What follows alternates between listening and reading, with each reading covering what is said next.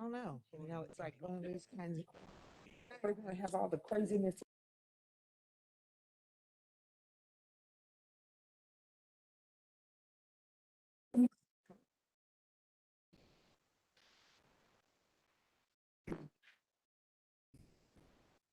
I'd like to call the Fairfield County regular meeting to order, Winsboro, South Carolina, Monday, November 22nd, 2021, 6:00 p.m. Can we get approval of the agenda?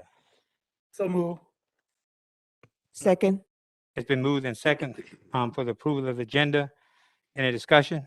Mr. Chairman, Yes. I want to make a amended motion to, that we do the presentation on the redistricting before we do the second reading, on the agenda. Second. Okay, it's been moved and second that we do the that we have the discussion concerning the redistricting maps and census data from the State Physical Affairs Office. I don't see a problem with that. I don't think we do. So anyone any other discussion? All in favor? Aye. Okay, so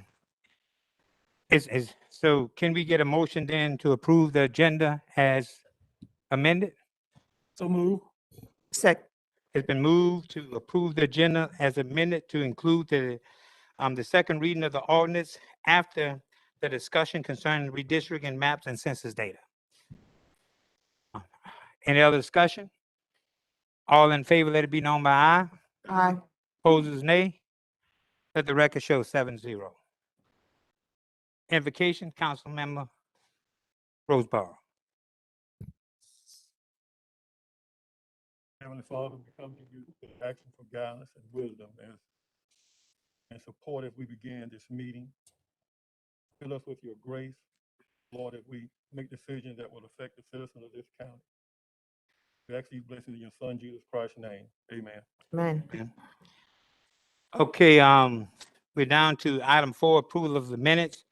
Regular meeting November 8th, 2021, special meeting November 10, 2021, special meeting November 10, 2021, special meeting November 18th, 2021. Can we get approval for all those minutes? So move. Second. It's been moved in second. Any discussion? All in favor, aye. Aye. Opposers, nay. So let the record show approval of the minutes 7-0. Item 5, public presentation, none. Number 6, first public comment section. Ms. Roberts. Yes, sir. Thank you, Mr. Chair, members of council. We have 4 persons signed up to speak. First person is Norma Branham regarding corona relief. Good evening. First of all, I would like to recognize my staff. They're here with us this evening. Rhonda Trapp is the Deputy Treasurer in the Treasurer's Office, and she's been with the county for 33 years. Camilla Gill is my administrative assistant. She was in local government for 5 years before she came to Fairfield County, and she's been here for 4 years. I've been in office. I was on county council for 5 years, and I've been in the treasurer's office for 26 years. So you're looking at 73 years of service to local government. And I think that is remarkable. I didn't want to disappoint my staff, and I don't want to be disappointed in myself without bringing this issue to you. And I discussed a little bit with Chairman Bell, and I don't think he meant to, but he said, well, why don't you come to council? So here I am. I want everyone to realize, and I want to publicly declare that Rhonda and Camilla are dedicated to Fairfield County and our citizens. And I'm not only here to talk about any compensation or bonuses, but also about morale, about loyalty, about fairness, about appreciation and dedication, and a whole lot of other words that I could put and give you today. The last time I visited with you, I invited all of you to come tour the courthouse. And thank you, Mr. Bell, for your 2 visits that I know of. and he did tour the courthouse.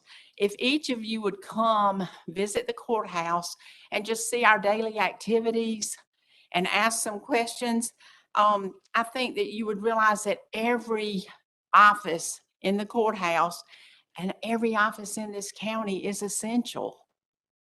The assessor and auditor's office make up the bills.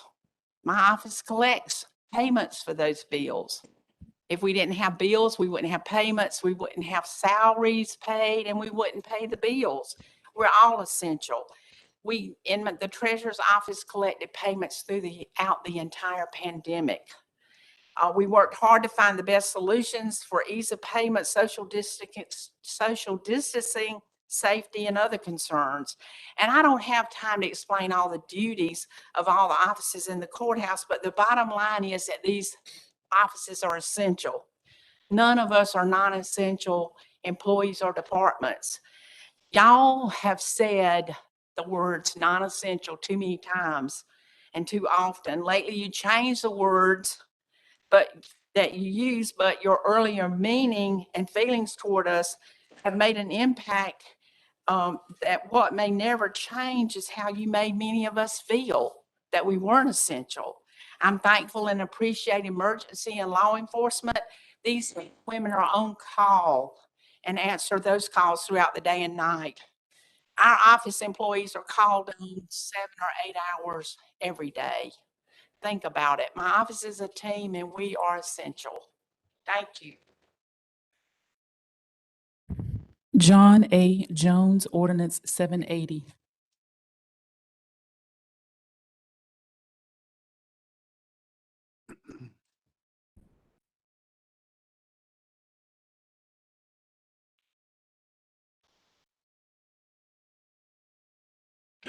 Thank you. John Jones, District 4. First of all, I'd like to open up before I start on 780. Y'all's website really stinks. Trying to find something on your website is ridiculous.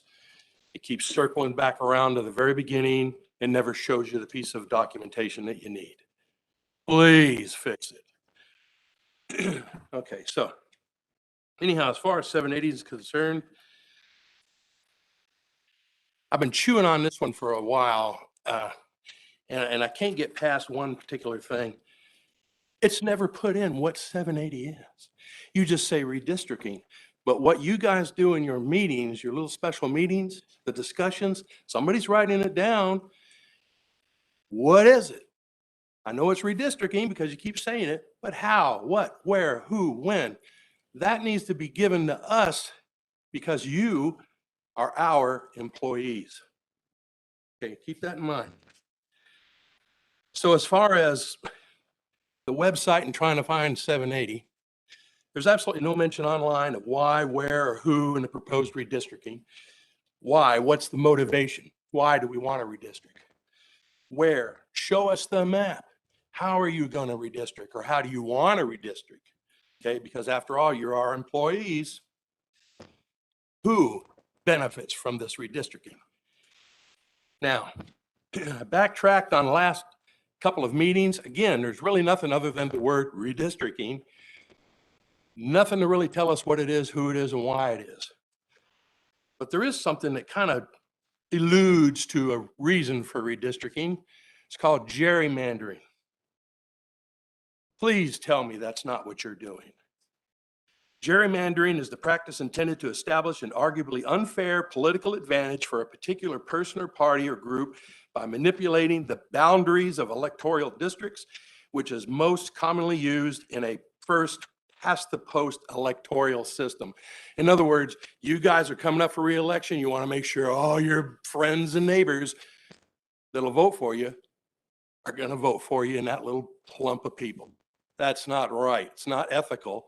Nothing that really says that it's illegal, but there's an awful lot of lawsuits that say it's not smart. Please don't be doing that.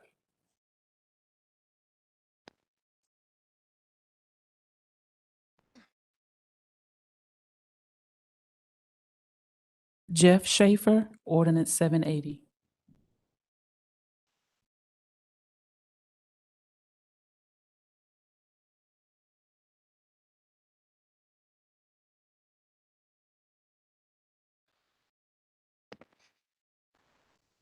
I was wondering what's making that noise, jiggling here. Jeff Schaefer, District 4. You know, a couple things are bothering me. Number one is old business, none. Every time we look at the agenda, there's old business is none. Does that mean that everything has been resolved? Because personally, I don't think it has been. More importantly than that, I think we have to understand that the citizens have the right to come up here, get 3 minutes, and let you all know what's going on, what we're thinking, what we're feeling, and what we think is right. It's your job to examine what we tell you and respond to that in a positive way. This silence after we talk to you is like going to an executive meeting. You go in, nothing's been established, nothing's been done. You come out, people wait here for that to happen. It's not how it should be. You can do better. You all can do better. But I'm not going to rehash what John just explained to you about redistricting. What I'm going to tell you is when I come up here to speak, I'll tell you what's on my mind and not what you want me to talk about. You tell me that I've got 3 minutes to talk about what's on the agenda. Where is that written? Can you show that to me? That it says that a citizen has to come up and discuss what's on the agenda? We used to have a second portion where citizens can come up and tell you what they want to tell you. Why isn't that there? And when are you going to put that back up?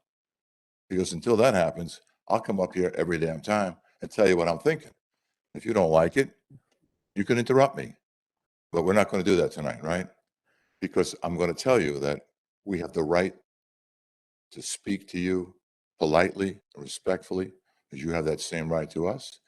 I think the old adage that when you have ignorant and selfish people in society, that reflects on who we elect. Ignorant and selfish people. I'm not telling you that you're all that way, but I feel that way about some of you for sure. That the selfishness is ridiculous. And while I'm up here and I only have 40 seconds left, let me ask one question. Mr. Bell, you're a volunteer fireman. Did you get a check for being a volunteer fireman when you told everybody else and EMS that you didn't really want to give them money? I'll leave it at that. Thank you all. Good night. Randy Bright, ordinance 780.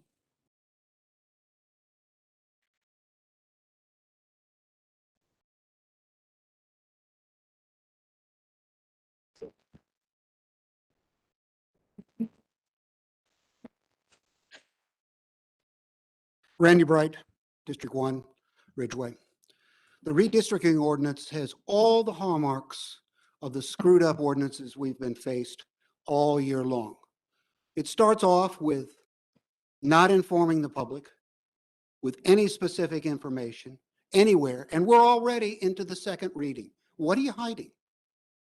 Do you not know the specifics? Do you not know about redistricting? Why don't you want to let the public know? Other examples in the past, you hid a lot of information during the budget. The public was never given the budget summary nor the budget worksheet. But that's the hallmark of this council leadership. Hide it from the public. And let's rush it through. Let's already go to the second meeting without giving the public the information needed to understand what's going on. Have you set a timeline for this? Have you set town halls for inputs? Other counties do. Other locales do. We haven't seen a publishment for citizen input in redrawing these maps. Have we seen the maps? Have you published the maps or the data behind the maps? No. What are you hiding? Again, we go back to the budget. We made deep cuts in the budget, except for the highest paid council for the size of the county in the state. But we didn't let on that until the very end. All these issues keep coming back to us. A non-informed public because of you guys. And then you guys don't do any research. That's what really bothers me, is that time and time again, You don't do research. You didn't do the research on the budget. You didn't even talk about the balance sheet or the income statement, which are vital concerns, financial cornerstones of any budget. All you could talk about was that you don't know what the fund balance is. Then we go to the first responders issue. You didn't do any public research, what you did. Oh, but you said you did research, but then how could you come up with that stupid conclusion if you did any research? You couldn't have done the research because you didn't publish it, or you wanted to hide the research like you're doing now. Let's be transparent for the first time this year. This would be a good Christmas present for this county if you guys are transparent on this redistricting. Because right now, as Jeff and others that came before me, it stinks to high heaven because the optics of this is, what are you trying to pull this time? Ooh, thank you.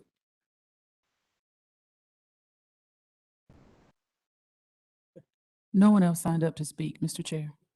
Thank you, Mr. Roberts. Mr. Roberts, item 7, public hearing, none, ordinance and resolution and orders as according to the amended, motion of the agenda that will go after item, 13F.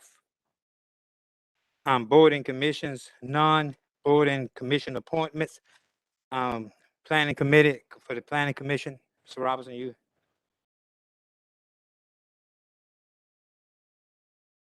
Any nominees? Mr. Chair, are we just going to continue with the previous application? Or you want me to give a description as to what No, you just the name, just the nominee. Roger Gaddy? Can we get a second on? Second. It's been moved and second that Roger Gaddy be appointed to the zoning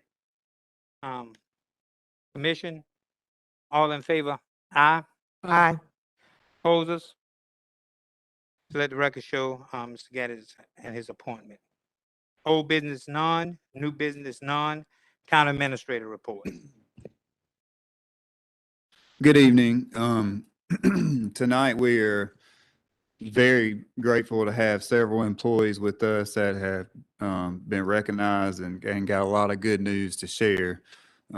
As Miss Norma alluded to, we do appreciate everybody, and I don't think we do as good a job sometimes as we should in recognizing our staff and the dedication and accomplishments that they continue to get. So first up, we have Miss Diana White with us, who's our transit director, and she's going to give a little more information on some recent awards that employees have received there. Good evening. Good evening. Thanks to council for allowing me to be here this evening. And also thanks to the county for allowing me to oversee transit for these past 2 years. It has been awesome. Transportation is my passion. It has been my passion for 16 years. And it's amazing and I'm loving it. And I love to get our citizens where they need to be at each time of their appointment on time. And it's a joy. Mr. Bell, I apologize. I know I said in October that I would stand before you and wasn't able, but Mr. Brad did a wonderful job representing me in my absence. They hiding. I don't know why they hiding. They should have been standing up beside me. But I have some employees this afternoon and maintenance department this afternoon. We attend in October and in November, this past Saturday, a regional rodeo. And if some of you may not know what the regional rodeo is, it's actually where the drivers itself go through different types of obstacles, different types of pre-trip, different types of skills, trying to find out how well their skills are. And I must stand before you and say they has done an amazing job in doing that. Fairfield County was very well represented. We actually had in October a first place cutaway driver, Mr. Eddie Harmon. He's not with us tonight, but he placed second place. This past November, we had Mr. Colin Feaster. He placed second in our cutaway division. In our van division. And it's not easy to say because they take them through so many different types of training on that day. We also had our maintenance department, one is missing, and they placed third place. But what was so amazing about it is they actually worked on 35 feet and 40 feet buses that we don't even transport here in in Fairfield County. In Fairfield, we only do cutaways and van. They done an amazing job on 35 foots and 40 foots, where it's most of the comic buses. So I am so proud of them. And we work just as well together. We enjoy each other. And they are just an amazing set of employees. Right now, what we are doing is getting prepared for our March State Rodeo, which will be in Hilton Head. And we're planning on bringing some more to the table. This is not the end of it. This is going to be more. But, the time is stressful. They, from 8 o'clock until 2 o'clock, they was stressful, but they were able to do it. And I also mentioned, Mr. Bell, that they will also have the board and council meetings, training session. So once I get the information, I will forward to your secretary, and I'm looking to see y'all right there with us, making sure and making it happen. And see what transit is all about. It's more about just taking people to a doctor's appointment, which is important now. Don't get me wrong, that is important.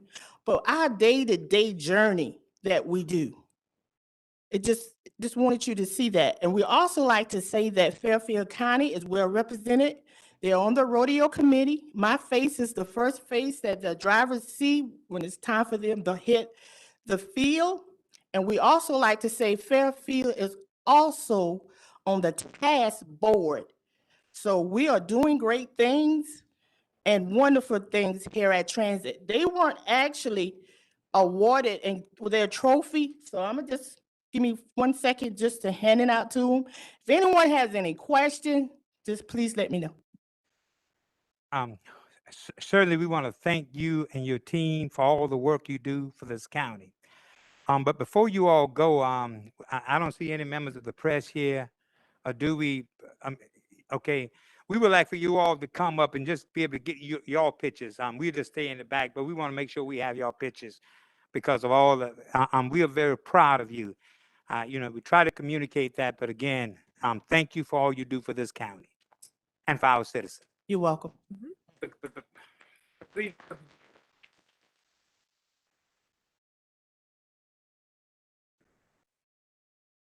While y'all coming up, I just want to say congratulations to all y'all as well. I know y'all that work hard down there, so.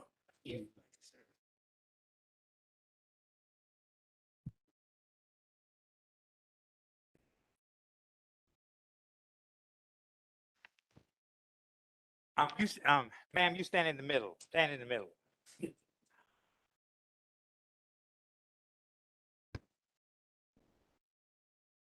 And again, thank you all.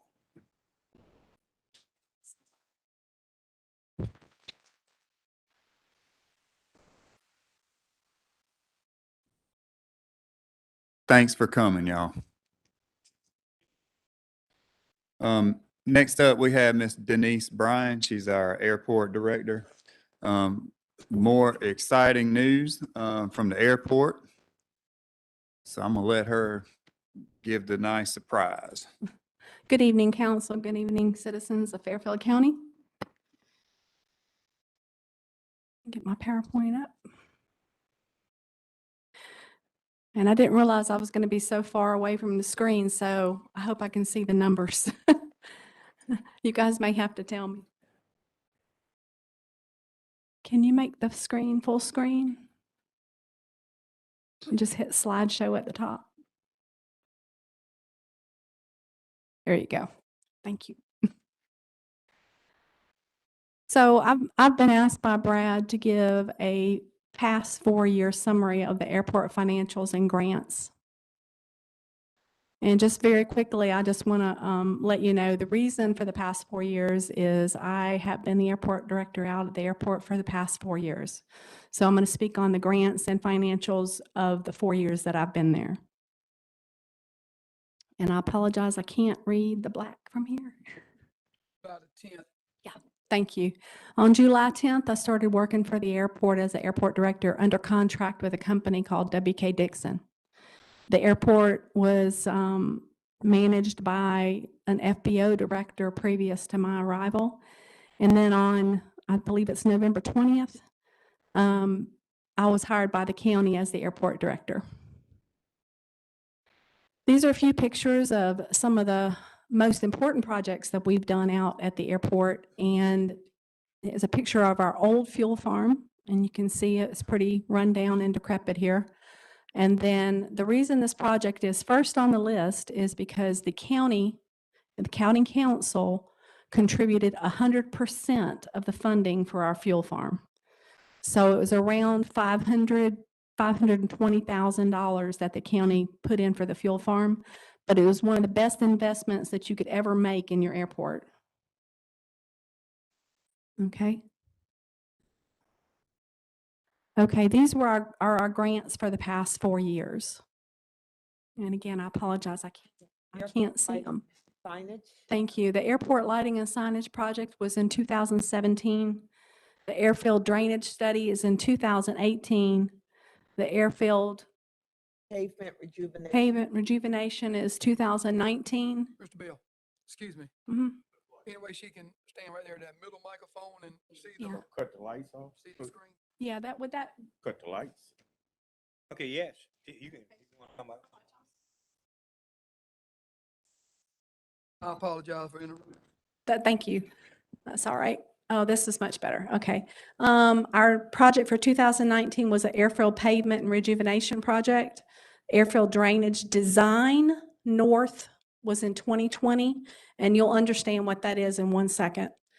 CARES Act grants were 2020 to 2022, and then our new drainage project, and here's the secret, our project is going to be in 2022. This is the project that I came to tell you about. Okay, so this is the airfield lighting project. You have a picture of the old lights that are in direct bury in the ground, and then you have the can and conduit system for the new lights, the new LED lights. Now, our old electric bills for the old lights used to be about $600 a month. Now, they're around $250 a month with the LEDs. The lighting and signage upgrade in 2017. So here are the numbers. The federal share for that project was $697,848. The state share and the county share, so it's a 95% share split. Our contribution to that was $39,000. So in summary, you got almost $700,000 in federal grant money, and the county only had to pay $39,000. Okay, airfield drainage study. In 2018, we did a drainage study. Originally, when I got here 4 years ago, the engineering company that was over the airport wanted to do a drainage construction project, but nobody could tell me what any of the drainage issues were. So I said, hold up, let's do a drainage study to find out what the drainage issues are first. So that's what we did. $71,550 federal share for a drainage study. and the county and state share was only $3,975. So now, at this point, after this project, we know what our drainage issues are. So the next year, we did a pavement rejuvenation project. You can see the old pavement on the left in the picture, and the right side is all the new pavement. We rejuvenated every single piece of pavement at the airport, including ramps, taxiways, runways, access roads, the main road into the airport. Everything was rejuvenated. Here's your dollar amounts. $302,398 was federal share. State and county was $16,800. Okay, here is our new project. We applied for this project, Airfield Drainage Design and North. I'm sorry, this is the first part of it. This is the design portion of it. You can see in the blue on the airfield picture that I put up on the screen, that is the north end of the airfield, and that's the project that we're talking about. So we did a design of that project in 2020. This is the last project that we just completed. And we paid the federal government paid $236,942. The state and county share was $13,163. So you can see we get a pretty good deal, the county does and the state does, on federal grants that we get. Here's a summary of all of our CARES Act grants. Now, we received 3 CARES Act grants so far for the airport. These come from the FAA, the Federal Aviation Administration. So in 2020, we received our first CARES Act grant, and it was for $30,000. The only thing that we can apply these grants to is my salary. So all of these grants were applied to my salary. In 2021, we received $13,000, and we just received the $32,000 in 2022. So in the past 3 years, we've received $75,000 that has all been applied to my salary. Okay, here's the big one. The Airfield Drainage Project. Now, so far, we've talked about the study and the design. So we've done a drainage study, we've done a design project for this project here, and then we applied for the project with the FAA this year. We were turned down because they did not want to invest $2.5 million in our drainage project. And granted, this is only half of the drainage project. But we kept trying. We got turned down. The last day of the fiscal year was September 30th. October 1st, we applied for supplemental FAA money, and we won $2.71 million, $37 for our grant. So we have a big project ahead of us. So here is the summary of the Airport Improvement Program supplemental funding for September of 2021. So that project that we just won, the $2.7 million, only 2 airports in the state of South Carolina got supplemental money. We were one, and Lexington County was one. And you can see, I don't know if you can see it at the bottom of the page, but Lexington County received $1.4 million. We received $2.7 million. And that's the numbers right there. So the best news is, if you look at those numbers, the $2.7 million that we received from the federal government, there is no state and no county contribution needed. It's 100% grant. So in the near future, I just want to let you know, that we will be talking about hangars in the future because we need more hangars. So we're doing a lot of work on getting a lot of money for the airport, and people really think that we have value in our airport. And I really need everybody to think we have value in our airport, especially for the future. And hangars are on the top of our list. They're on the top of every airport's list right now. And we have enough room right now to build 1 row of hangars, and we need to do that. So, thank you. Any questions? Any questions of council? Again, go ahead, Mr. Roberts. go. No, you go first. I would just like to say, I know citizens probably think we don't need a airport in this county, but when it comes to recruiting and finding new companies to come in, a lot of council members can attest to it. We've probably got one of the better airports in the state, and it makes a difference in getting these new companies to come in to visit us. So I will say I am pleased with it. Also, we discussed last time you were here about hangars, if I'm not mistaken. Yes, sir. Before Mr. Taylor left, we had been working extremely hard on it, and he was ready to really start helping me do that. But, you know, in the processes, it kind of got dropped. Okay. And I'd like to start that conversation again. Okay.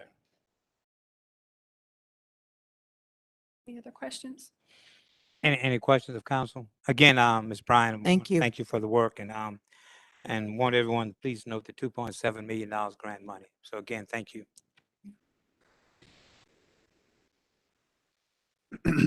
Next up, I'm gonna ask our grants coordinator, Ms. Shelley Fentress, to come up and give a little bit of background about our next presentation. We were recently awarded a grant from Petco. She'll give details, but I just want to say, you know, that this is one facility that we rely heavily on volunteers. And a lot of times that, you know, they don't get recognized for the time and the effort that they put in, but I know Bob will attest to that it will be almost impossible to do what they get accomplished up there without them. So we're thankful for that. And also for the employees who work hard. A lot of times it's hard to find staff there, and especially to keep up with the workload that they have. And their commitment to the well-being of the animals, I think it'll be talked about here, but is really appreciated. Can I have the lady of the hour join me, as well as Bob? No? Okay. So I think I'm loud enough, but if you don't think I am. Yes, but he doesn't want to come. Okay. So They really want you, Ms. Agnes. You don't want to go up there? All right, fair. Good evening. I became aware of the Unsung Hero grant back in July. I had met Samira before, so I knew that she volunteered tirelessly for the shelter, doing things such as meeting the animals, posting about them on social media, and finding them rescue. But what propelled me to write the grant on Sam's behalf is what she has not done in her time at the shelter. Due to her hard work, the shelter has not had to euthanize for space in the last 5 years. You talk about relying heavily on volunteers. That is amazing. Absolutely amazing. I am pleased that Petco Love saw in Sam what Bob and I see every day. With this $10,000 grant award, the shelter has begun to raise funds for a new animal shelter. We also have the possibility of another $25,000 at the beginning of the new year. I just want to personally thank Sam for all of her hard work and doing what is very natural for her. When I wrote the grant, as you can probably tell in my voice, I wrote it and I proofread it with tears every time. I cannot thank Sam enough for what she does daily for all of us here in Fairfield County.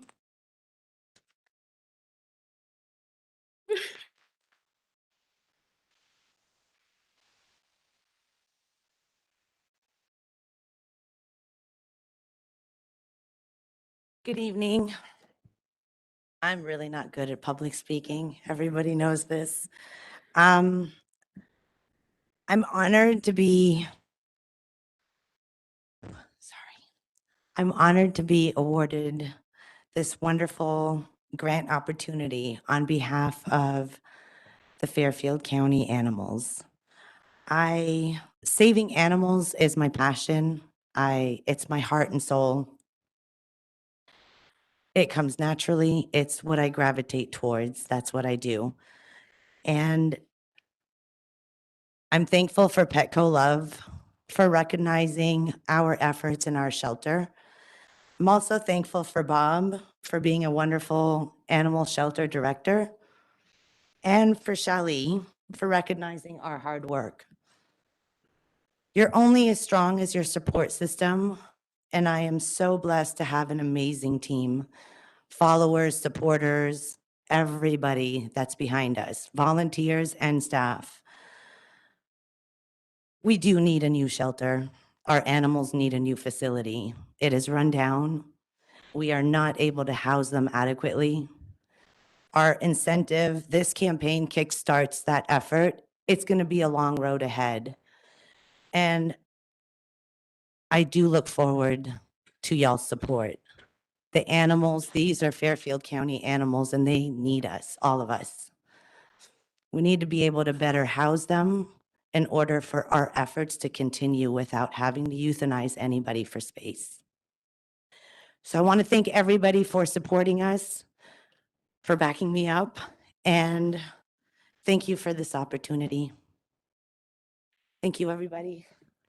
Before you- Before you all sit down, again, we want to thank you all for again, all the work you do. But Mr. Bob, do you want to talk about another thing that you are doing, just so make sure all the citizens, the council, all of them know, with the bulldogs, you know, how, what we do in that area, how we send them other places to make sure they don't get, you want to talk about that piece? Mr. Bell, can we also make sure that they come up and take a Yes, yes, we can, as soon as they finish. Hi. The majority of our animals that we pick up in Fairfield, we actually distribute to animal humane societies and charitable organisations throughout the US, especially on the East Coast, which generates an income like an adoption. So if we relied on adoptions, you just don't get them. That's the problem. I'm not sure what you want me to explain. Okay, that's good. The transfers to other rescue Yes, organizations? Yeah, I mean, they get, that's what we rely on. And they actually transported, which the organisations pay for. The county doesn't pay for any of it. And these organisations that take the animals, they pay the same as an adoption fee per dog or cat. So we're generating, you know, the county income. That's why if you look at my figures over the last 5 years, they've gone, you know, like from $7,000 to 136,000, because we're actually not euthanizing and sending the animals to good homes. Again, I want to thank all of you for all that you do at the animal shelter. One of the things, council, is I know I've gone up there. There's some things that we could currently do today, and we're working to try to make sure we get those things done. You know, one of the things he talks about is not having windows in. We talked about that some, and some of the other things that's going on. We're going to try to make sure we do now, and work with our building maintenance to try to help that situation. But as they says, you know, they got a great need, and they're pushing us to be able to try to get a new animal shelter. I know we have to think about our financial other obligations and that kind of thing, but I want to let you know that we here support the work that you all do. Again, thank you. And as one of the things, we want you all to come up and please, will you take a picture for us? Gee. It's you too, please. I'll let you.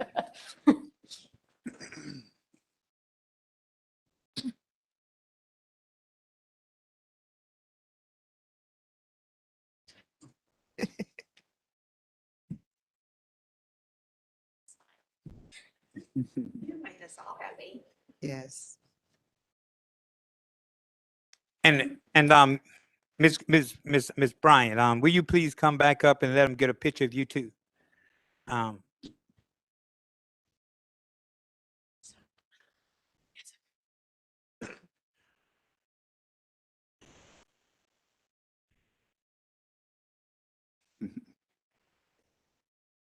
Thank you. Yeah, that's a whole lot of money. And I know there's Sam still here, but, I didn't mention the number of animals, 4,000 animals over the past 5 years that have been adopted out and all is just very impressive. A lot of animals moved. Yeah.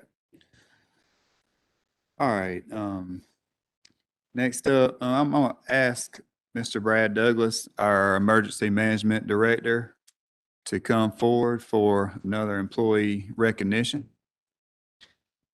Yes, sir. Chairman Bell, members of the council, and Mr. Calder, thank y'all for allowing us, giving us the time for this. And I'd like to ask Ashley Jackson to please stand up here with us. The reason we're here today is because of Ashley. I don't know if y'all remember, I think early this past year, we had one of our dispatchers get what's called the South Carolina NINA and APCO Palmetto Award.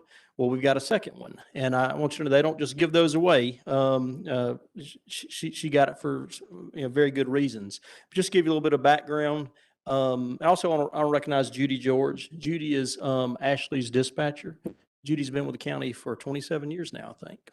So anyway, it's because of people like her and the experience she has, passing on to folks like Ashley, that we're going to continue to have, good dispatchers in the future. But just a little bit real quick about the NINA and APCO Palmetto Award. NINA stands for National Emergency Number Association. APCO stands for Association of Public Safety Communications Officials. That's basically the professional organization for dispatcher or telecommunicators, which we commonly refer to as dispatchers. The nominees for this award should demonstrate the following: a positive attitude toward all aspects of the job, willingness to be a team player, professionalism and pride and quality of work, ability to earn and maintain the respect and high esteem of coworkers, flexibility in task assignments and capabilities, and job performance above and beyond the call of duty. Some of y'all may have seen they walked in here about 10 after 6, a little late. That's because they've been on the radio and the phone since 6 a.m. this morning. So I know they're a little bit tired right now. Just real quick, I want to read to you the nomination letter that Jennifer McGriff and I sent in for Ashley. It says, Ashley Jackson more than adequately possesses all the criteria that is required to qualify for the Palmetto Award. She always brings a great attitude to the workplace. She's the epitome of a team player and is always willing to help out in any way that she can. She takes pride in her work and always conducts herself in a professional manner, both in dealing with the public and in interacting with coworkers. Her work ethic and attitude has earned her a great deal of respect from her fellow workers. Although with only a few years of experience, she has already proven herself to have a thorough knowledge of her position and responsibilities. She has repeatedly demonstrated that she is flexible in prioritizing and completing assigned tasks. Ashley's job performance is consistently above and beyond the call of duty. In one such instance, for which she received a commendation from her supervisor, Judy George, she took a call from an individual who appeared to be suffering from mental illness. During this incident, she dispatched law enforcement to conduct a welfare check and simultaneously spoke with a counselor who had also called regarding this individual. All this was coordinated while Ashley continued to speak with the caller for over 30 minutes. During her prolonged conversation with him, she used a very calming demeanor to keep him calm while also providing law enforcement with regularly updated information regarding the caller and his status.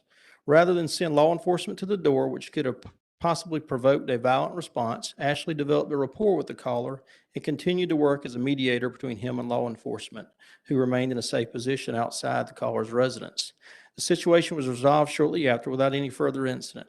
Ashley's professionalism and dedication to her job no doubt was integral in de-escalating a situation that could have easily become volatile if handled poorly. I was impressed with Ashley's commitment to not only protecting the caller, but also her commitment to protecting the responding law enforcement officers. Ashley is an asset to our department and a great representative for the telecommunications profession. So we're so pleased that she got this, and she is very shy, did not want to be here. So this is a tough thing for her. But anyway, I, again, appreciate y'all letting her recognize her in front of y'all. I told her that she wouldn't have to say a word because Yeah. that was one of the things. Okay, but again, congratulations. Congratulations. You know, so sometimes people say, may the work you do speak for you, right? Yes, sir. Amen. So, but we would like for all four of you all to come up and please have your picture taken and thank you all very much for all that you do for the county and for the citizens of this county.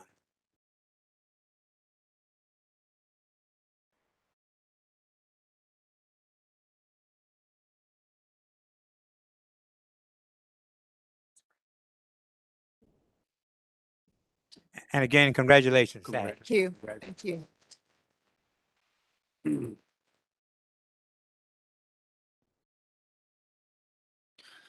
All right, next up, we have Mr. Will Lawton with this Coronavirus Relief SD project.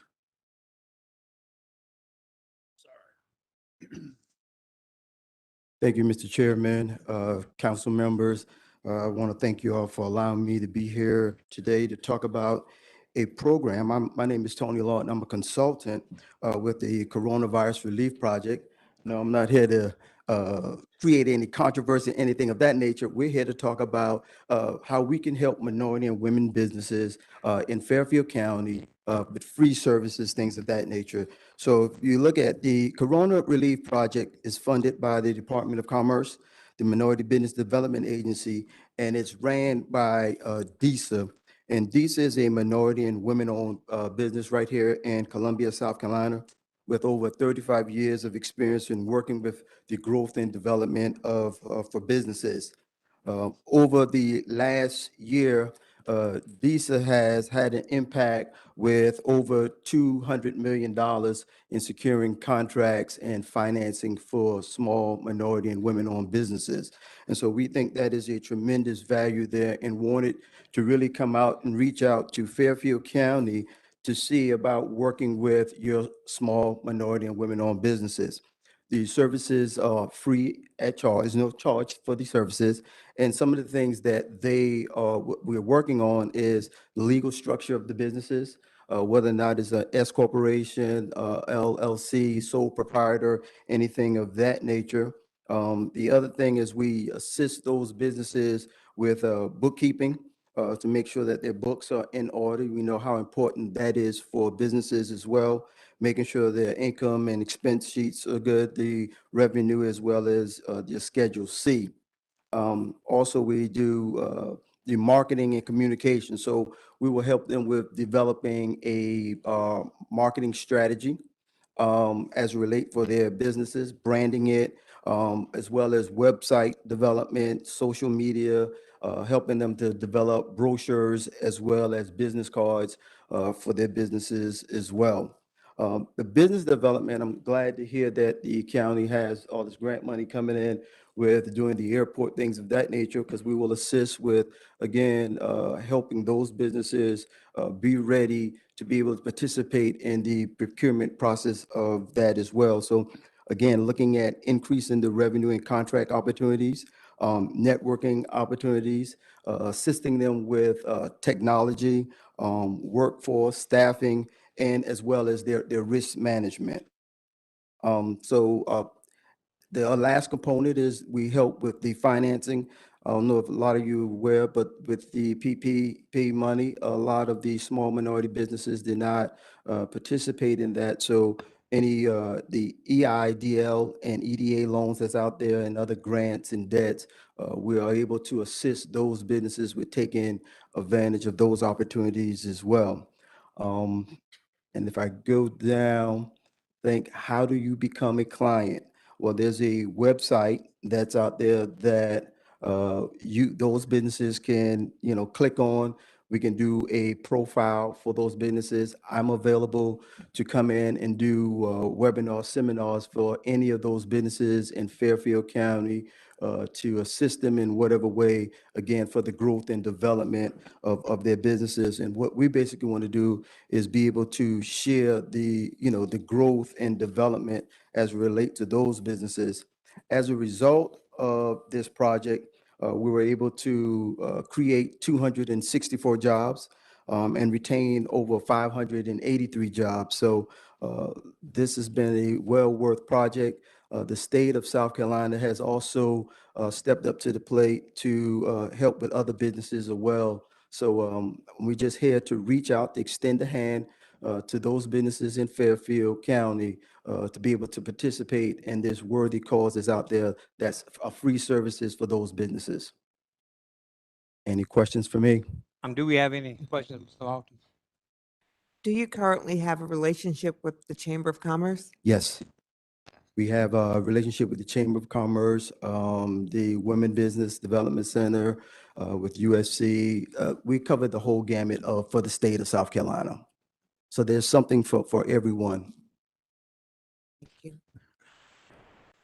Again, I want to thank you for coming to make sure our citizens are aware of this resource that we can be able to use, I guess, on an ongoing basis, and especially now. So again, thank you for doing this for us.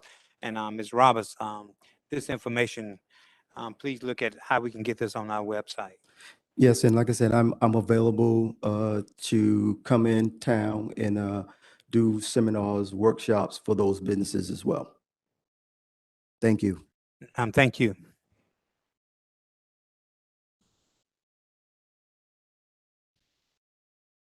Me to do then? You can go ahead. Okay. All right. With the South Carolina State Fiscal Affairs Office, we have Mr. Victor Frontroth and Adam DeMars, and also Miss Mary Catherine Miller to talk about redistricting and census data. Again, I certainly, as we began, what we want to be able to do, especially to the council members, let's let the presentation go through, and then if they have any questions, we'll go ahead and try to answer all the questions after he's done his presentation. Again, there are also some. I asked Mr. Frontroth to bring some maps and today, so we have a map here for each council person.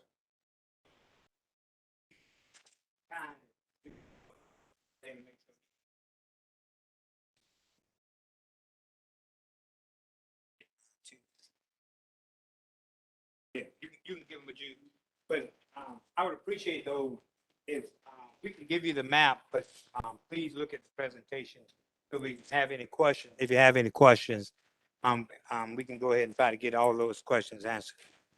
Again, thank you for doing this. When Mr. Frontroth and Mr. Rainwater suggested the date, November 22nd, didn't think we would be ready, but I think we are ready to move forward with this work. Thank you. Thank you, Mr. Chair. Good evening, members of council, members of the public. My name is Victor Frontroth. I'm joined here by Mr. Adam DeMars and Miss Mary Catherine Miller. I am a cartographer with the state of South Carolina, Revenue and Fiscal Affairs. We are working on this redistricting process. Revenue and Fiscal Affairs is a neutral party agency. We are looking over the numbers. Public input is a very big part of this, though, in the entire redistricting process. It's the decision of the council, but public input is also a part of that. If we can turn to page, are we on page 2? All right, page 2. I'm just going to go over some constitutional and statutory requirements that are used in the redistricting process first. The first one I'm going to go over is the 14th Amendment, and that is one person, one vote, and that is covered under the Equal Protection Clause.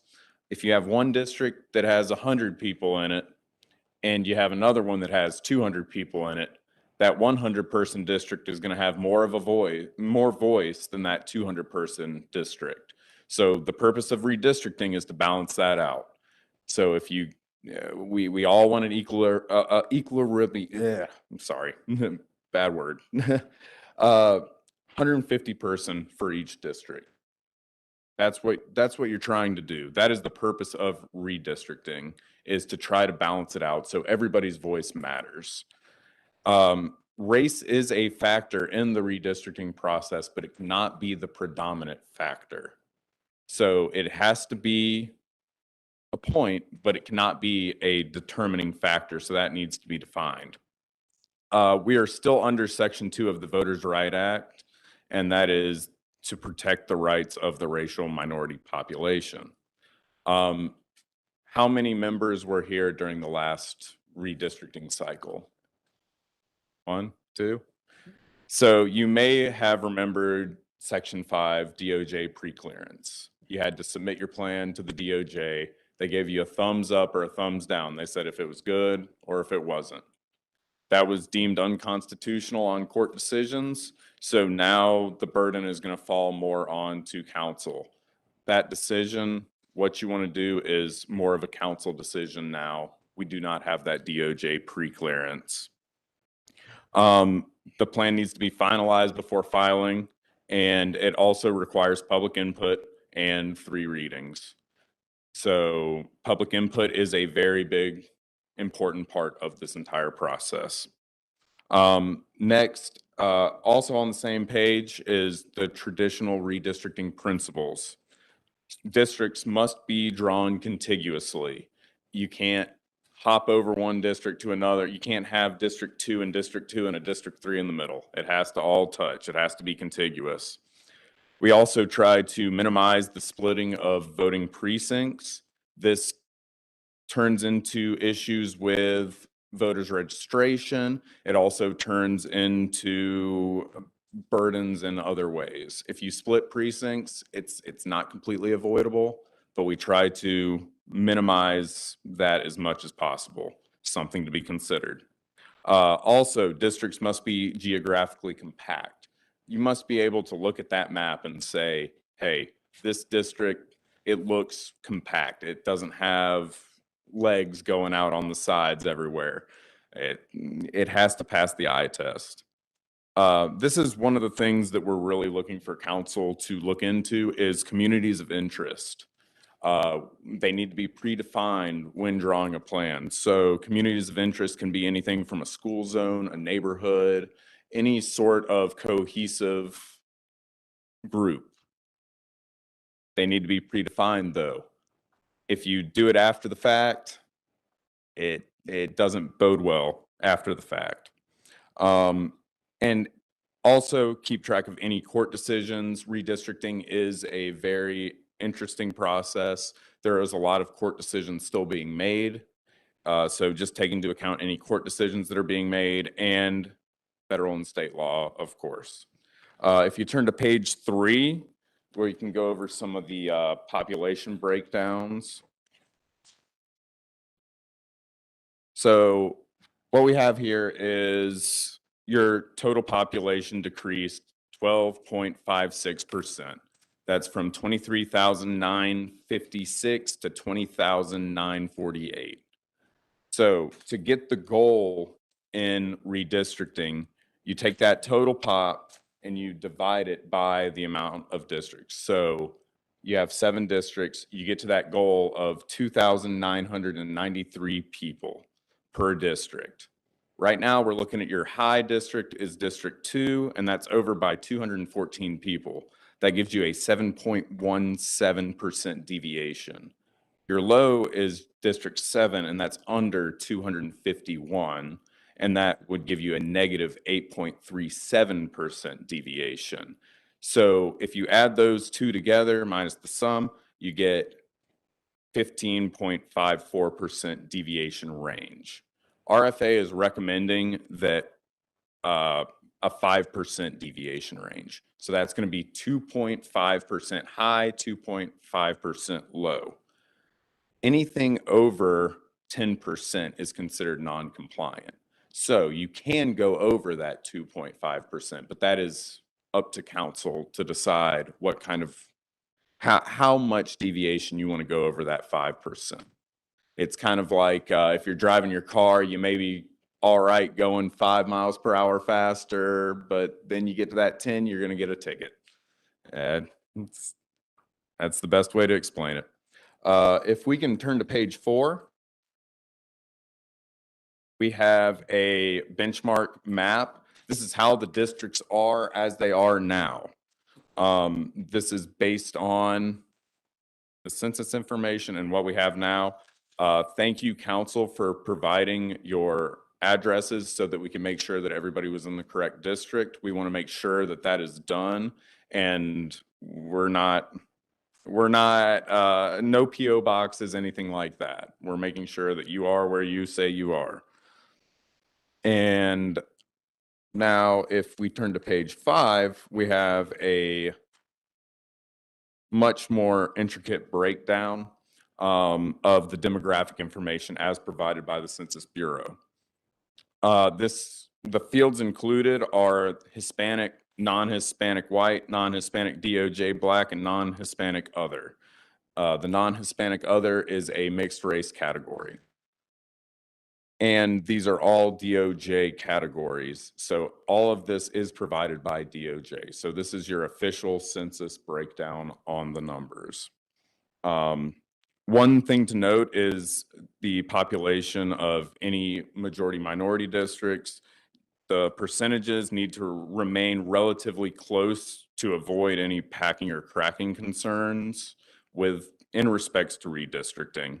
That could also be a cause for voting dilution claims. I'm not an attorney, I'm a cartographer, but we use the Department of Justice fields for everything that we calculate though. And also, if you look at the bottom column, that is all of your race categories broken down by voting age population. So in conclusion, RFA requests the council to adopt through resolution or acceptance of this plan following traditional principles, and that's continuity, the avoidance of splitting voting precincts, compactness of districts to a practical extent, and that's the eye test, comply with any federal and state laws, and draw in respect for any communities of interest. And we look forward to hearing from council what those communities of interest may be. Are there any questions? Yes, sir. One of the things is, you had sent, and I sent those maps to council, with the, I guess, the 2010 map and also the 2020 stats. Yes, sir. And also the, 2020, the proposal. Yes, sir. Okay. And when you look at that proposal that and it's the one that you sent me, okay, based on that, is the standard deviation improved over the previous redistricting? And it was, correct? The deviation, I believe, in the one in the draft Yes. is at 6% or a little bit over 6%, I do believe, yes. Okay, do the lines as proposed then have minimum changes, those lines? Very minimal. We're not trying to rewrite record books here. We're trying to move as minimal amount of blocks as possible to be able to get the deviation and the population in accordance with everything as Okay, best as possible. Okay, does redistricting take place every 10 years and is required by law? Yes, redistricting does take place every 10 years and is required by law. Okay, does the proposed map represent a loss in the population of approximately 3,000 people? That would be correct. Okay, does the map and or the redistrict proposal meet the Constitution requirements? Is the proposal? That would be up to the discretion of council. Yes, but it meets those Constitution requirements, right? As far as I see, yes. Okay, does the redistricting proposal ensure that the districts are continuous? Yes, they are contiguous. Okay, does the proposal attempt, even with the loss of 3,000 people in the county, attempt to maintain a constituent consistency? Yes, sir. Okay, thank you. Go ahead. I have some questions. I got a few questions. Yes, sir. The map that was presented to you, where did that map come from? The new draft map, where did it come from? That was working with Chairman. Chairman Bill. All right. Sir. Wouldn't you agree to have 7 council members, that every council member should have a say in that draft? And we were under the impression that every council member was aware. They were not. They were not. They were not, okay?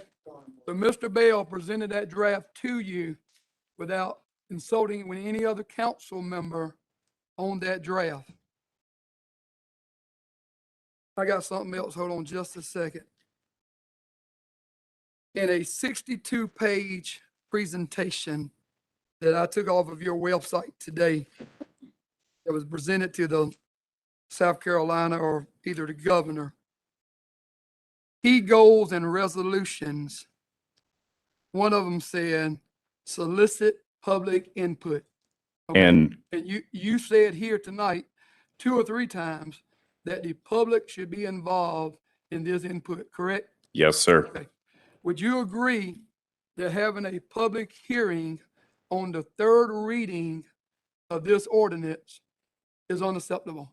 I would not agree. I would have to agree with that. Agree. Yes, you need to have public input before Have more time. the public, Their the input. public needs input in this process.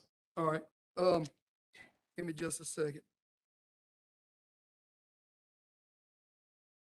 It also says that we need to consider pending annexations. Do you know if that's been done or not? At a county level, the annexations would not be of concern. Exactly, yes.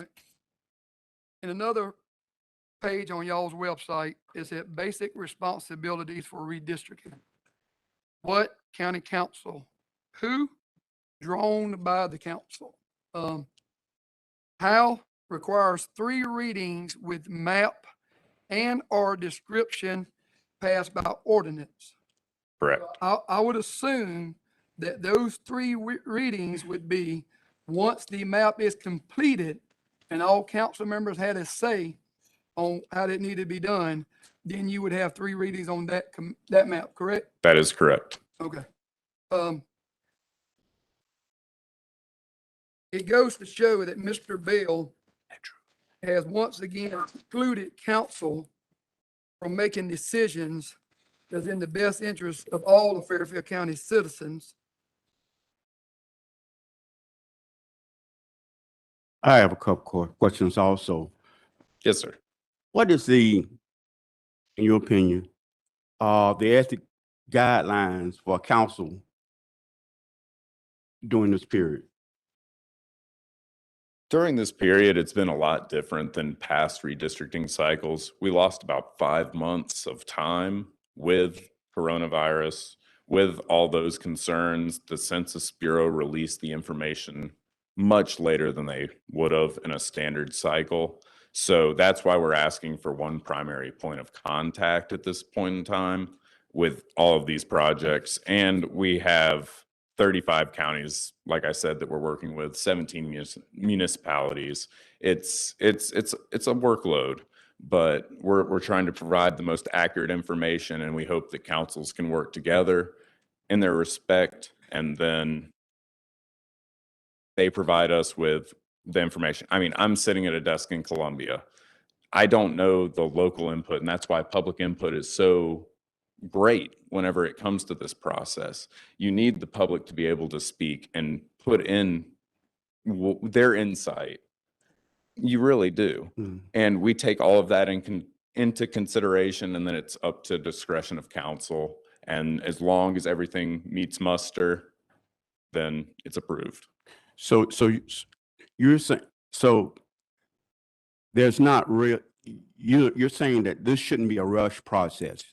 This should, is there a certain deadline that the county has to have in order to get this done? Yes, sir. That would be before filing. So March 16th. Yes. So it is a little bit of a rush, but it's, we need the input as quick as possible so that we can make these decisions. But you would prefer, just to reiterate, full council and the public's input before it's finalized? Yes, both of those are required. Okay. Now, what other group from Fairfield County has made comment on the maps? I've not heard anything.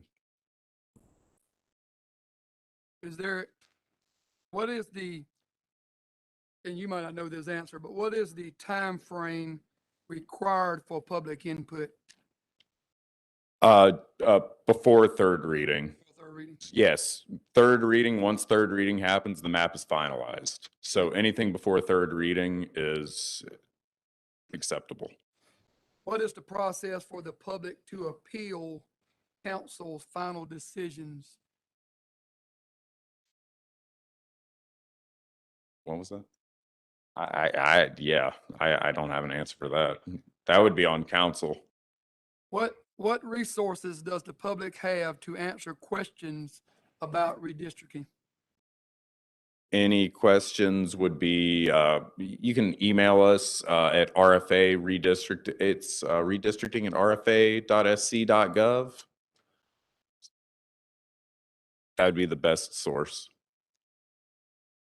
Are you familiar with someone by the name of Mr. Roloff? Is that a familiar name? John something? I haven't heard Other that. card? Mm. John Roof? Yes, I have. Yes. Yeah, I know he's been here in Fairfield County doing work Okay. on this. I haven't heard from him with anything in regards to Fairfield. Is it proper for council to hold townhouse on this issue? I would say that's fair. Yeah. Well, Meaning, would you set up a special meeting with respect to? Yes. The public. Other counties have done the exact same. Yes, that's fair. right. Yes, yeah, that's, The numbers are based off pure previous elections and the census, correct? Yeah, So all of these numbers right here are based off of the 2020 census. So these are the newest numbers. So that how do you combat if they didn't fill out consensus? What's the? I hate to say it, but it's the cards we're dealt. You got to go with those census numbers. It's just it's the way it is. We cannot force an individual to fill out the census. Exact same question posed. Citizens said the exact same thing. This is the data that we're done. Stats and statistics. Understood. One other question for you. Yes, sir. What determines in what district, and you might have already said it, but what determines in what district the part of that district that's cut out and maybe given to another district? That would just be based on public input from council. There's many factors, but really the main goal is to make sure that your all of your DOJ definitions, all the percentages remain quite close. We're not trying to rewrite history here. We're trying to take as minimal amounts to make that deviation as close as possible.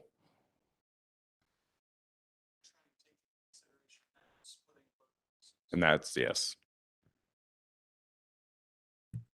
Are you through, Ms. Pauly? I'm through. Again, let me ask this question again. Is the standard deviation on the proposed map improved over the previous redistricting? And yes. I believe it has. Okay. Again, Mr. Balkin, question for you, sir. Is the third reading, can you approve an ordinance before public input without public input? No. You can't ever do that, right? That's correct. Okay. Thank you.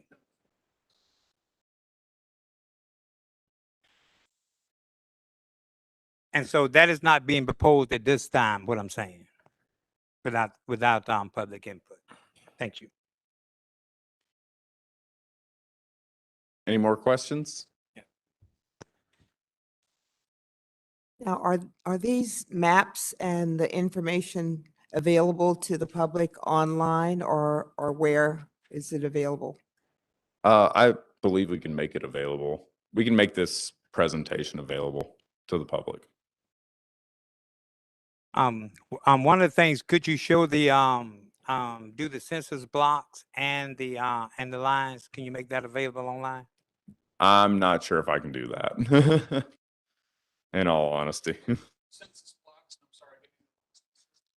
sorry. To make sure the public has really input, you need to probably look at the census blocks and also the drawing of the lines proposed. Can you do both of them online? I would have to look into the legality of that. Okay, Census blocks are freely available. RFA.sc.gov, and we do have options out there with respect to any proposed draft lines that but again, as we reviewed this data, Mr. Frontroth, one of the things we did look at, because is making sure we had the school board members and county council members all included. I remember there were one block that didn't include it. You called, says we got to make sure we change that, correct? Correct. Okay, thank you. Yes. Nope.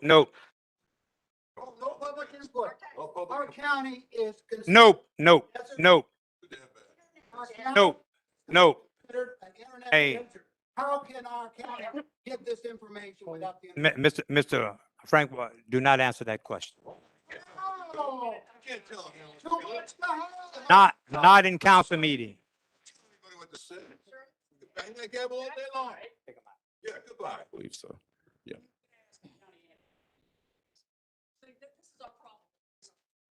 Thank y'all, Okay. thank y'all for being here. Council don't have any input either. So the shoe is on the other foot. Yeah, wear it. And you, I guess the note you've been just passed, you're reading it good, right?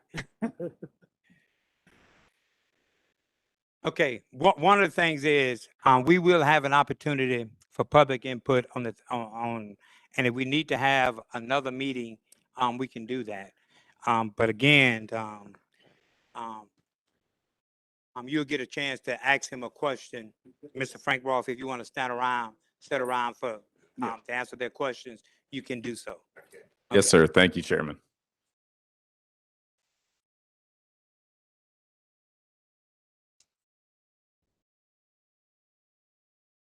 Okay, we're down to the second reading, the vote. Can we get a motion for second reading? Motion to approve, Mr. Chairman. Second. Hey, guys. It's been moved in second. Tell Frank I said, hey, Charles. It's been moved in second. Are you ready to vote? Any discussion? Any discussion? All in favor? Let it be known by Aye. aye. Opposed is nay. Nay. So let the record show 5-2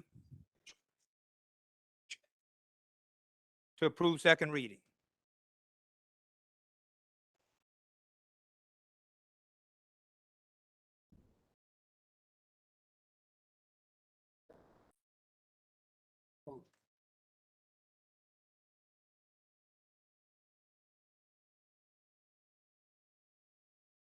Okay.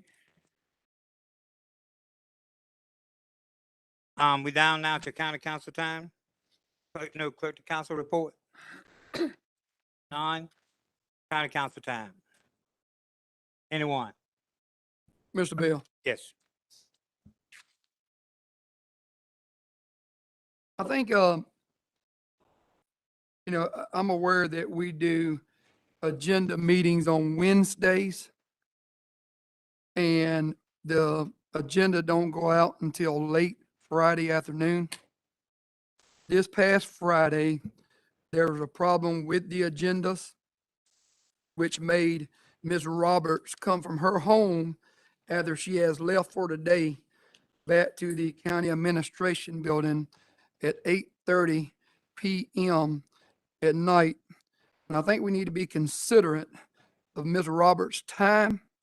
I don't see a reason why those agendas can't go out at an earlier time than late in the afternoon on Friday. It also would give council members enough time that if they needed to request any kind of information to help with making decisions on Mondays, it would be a benefit to all of us.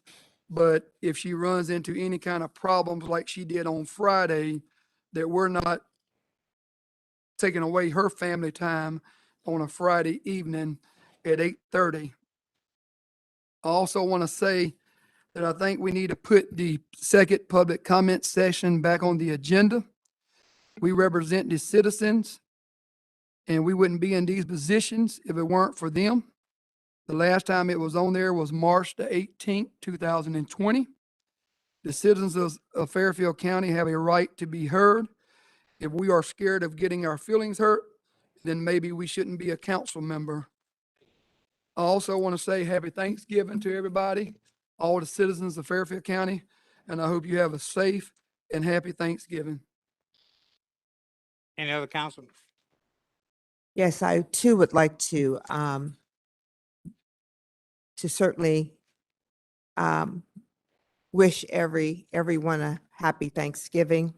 I also think that we need to take a look at whether or not we can hold some kind of a public time for the redistricting within the next 2 weeks. I don't know if that's possible, but I do know that others have discussed it. I just don't see them here tonight in terms of reacting to the plan that we have before us. Okay. Anybody, any other council members? Okay, Mr. Donald Prelo, from Fairfield, High School alumni have asked all council members to attend the Thanksgiving, after Thanksgiving school on Saturday, the tailgating on Saturday at 3:00 p.m. He wanted me to make sure I remind everyone. And on November 30th, we would like to set up a greet and meet. November 30th, around by 5:30 to 6:30 to meet the new council, county administrator. So we would like to be able to do that. And then the next item is we would like to have the Martin Luther King Jr. Plaza groundbreaking on January 17th. We need to get a time in there. If you all have any input on the time, make sure you all let me know, or let the clerk to council know. So we want to make sure we do that. And the next thing I have is this. Mr. Brad Kohler, one of the things he did is when we were in desperate need of an interim county administrator, he stepped up to the plate and he done a wonderful job for us. I think it was since May. He really done a good job trying to help us as we go through the effort of trying to manage and do the work of the county and of the citizens. So I want to thank him for all that work he done. He done it untiringly with great determination and everything. His integrity shined through. His work ethics with everything that was coming at him. He continued to do the job. So again, Mr. Calder, I certainly want to thank you, and speaking for council, we truly appreciate everything that you've done, and we cannot say thank you loud enough. So thank you, sir. Thank you. Thank you. Appreciate it. Thank you, sir. Do anyone else have anything else? Okay, if nothing else, we're now down to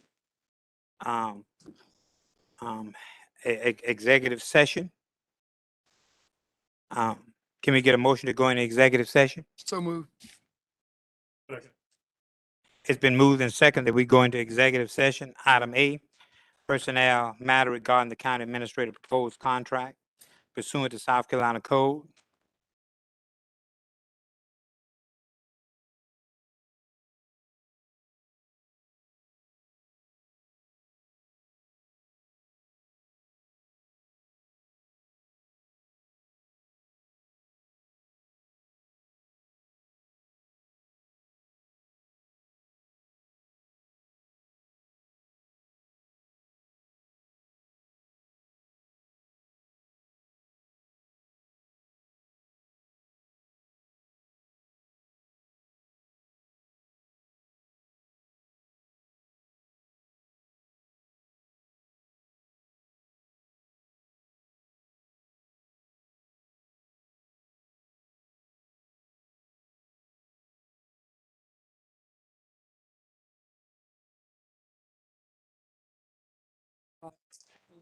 Doesn't matter. You got like a little outfit.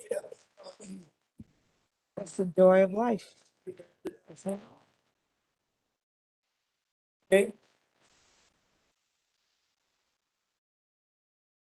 Can we get a motion to come out of executive session? So moved. Second. It's been moved and seconded. We come out of executive session.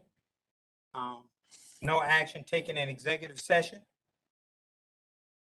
Any other discussion? All in favor, aye. Aye. Opposed, nay. So we are now out of executive session at 7:34. 7:34. Is there anything else before council? Motion to adjourn. Second. It's been moved and seconded. We adjourn. All in favor? Aye. Opposed? We now stand adjourned.